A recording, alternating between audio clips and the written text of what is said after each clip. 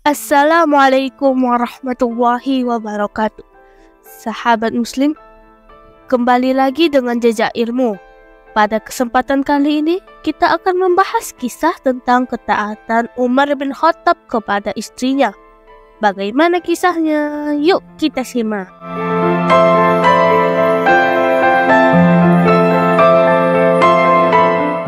Pada suatu hari, seorang laki-laki berjalan tergesa-gesa menuju kediaman Khalifah Umar bin Khattab.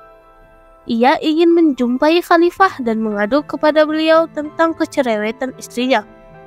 Begitu sampai di depan rumah Khalifah, laki-laki itu tertegun. Dari dalam rumah terdengar istri Umar sedang mengomel marah-marah. Cerewetnya melebihi istri yang akan diadukannya kepada Umar.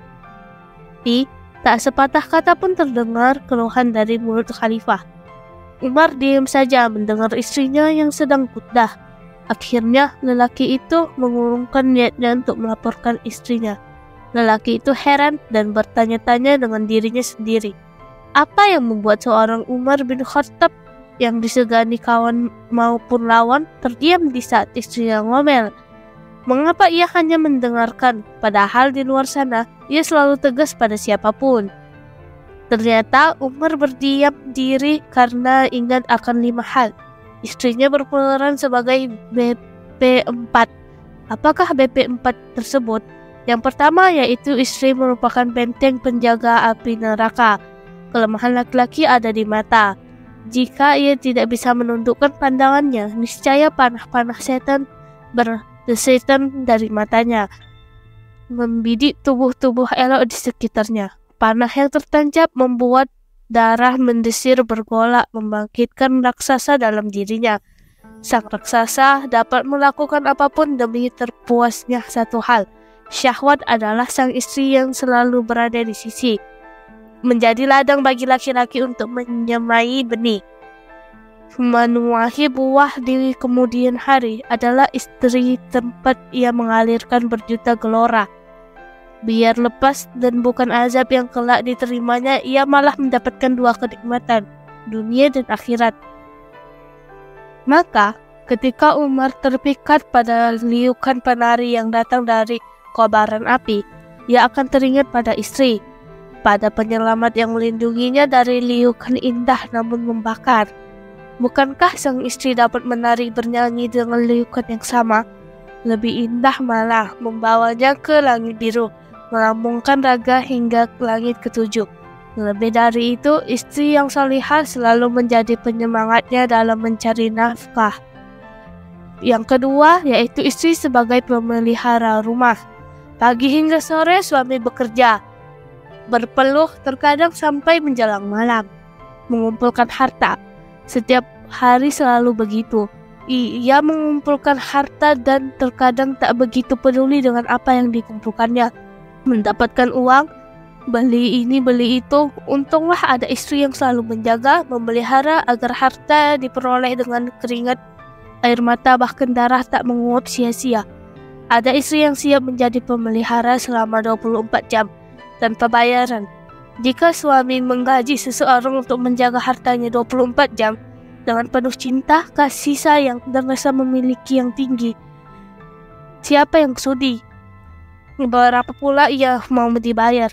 Niscaya sulit menemukan pemelihara rumah yang lebih telaten daripada istrinya. Umar ingat betul akan hal itu. Maka tak satu pun ia mendengarkan omelan istrinya.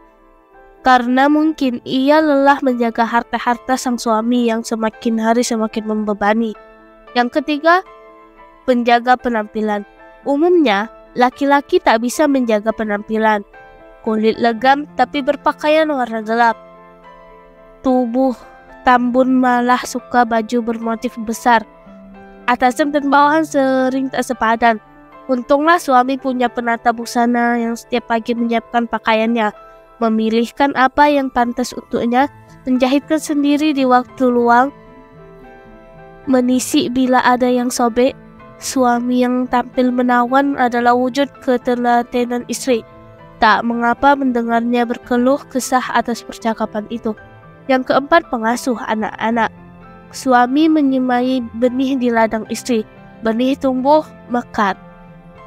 9 bulan istri bersusah payah merawat benih hingga lahir tunas yang menggembirakan. Tak berhenti sampai di situ, istri juga merawat tunas agar tumbuh besar, kokoh dan kuat. Bila tunas membanggakan, lebih dulu suami maju ke depan mengaku, "Akulah yang membuatnya begitu." Baik buruknya sang tunas beberapa tahun ke depan tak lepas dari sentuhan tangannya. Umar paham benar akan hal itu. Yang terakhir, penyedia hidangan. Pulang kerja, suami memikul lelah di badan. Energi terkuras beraktivitas di seharian. Ia butuh asupan untuk mengembalikan energi. Di meja makan, suami cuma tahu ada hidangan. Ayam panggang, kecap, sayur asam, sambal terasi, dan lalapan.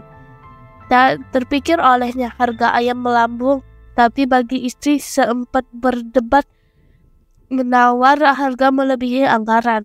Tak perlu suami memotong sayuran, mengulek bumbu, dan memilah-milih cabai dan bawang. Tak pusing ia memikirkan berapa takaran bumbu agar rasa pas di lidah. Yang suami tahu hanya makan. Itu pun terkadang dengan jumlah berlebihan. Menyisahkan sedikit saja untuk istri, si juru masak. Tanpa perhitungan, istri selalu menjadi koki terbaik untuk suami. Mencatat dalam memori makanan apa yang disuka dan dibenci suami. Dengan mengingat 5 peran ini, Umar kerap diam setiap istrinya mengomel. Mungkin dia capek, mungkin dia jenuh dengan segala beban rumah tangga di pundaknya. Istri telah berusaha membentengnya dari api neraka, memelihara hartanya, menjaga penampilannya, mengasuh anak-anaknya, menyediakan hidangan untuknya. Untuk segala kemurahan hati sang istri, tak mengapa ia mendengarkan keluh kesah buah lelah. Umar hanya mengingat kebaikan-kebaikan istri untuk menutupi segala celah dan kekurangannya. Bila istri sudah puas menumpukan kata-katanya, barulah ia menasihati dengan cara yang baik, dengan bercanda, hingga tak terhindar pertumpahan ludah dan caci maki tak terpuji. Akankah suami-suami masa kini dapat mencontoh perilaku Umar ini?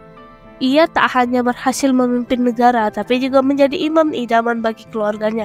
Subhanallah, Umar bin Khattab memang patut menjadi teladan bagi seluruh umat manusia. Wallahu a'lam bishawab.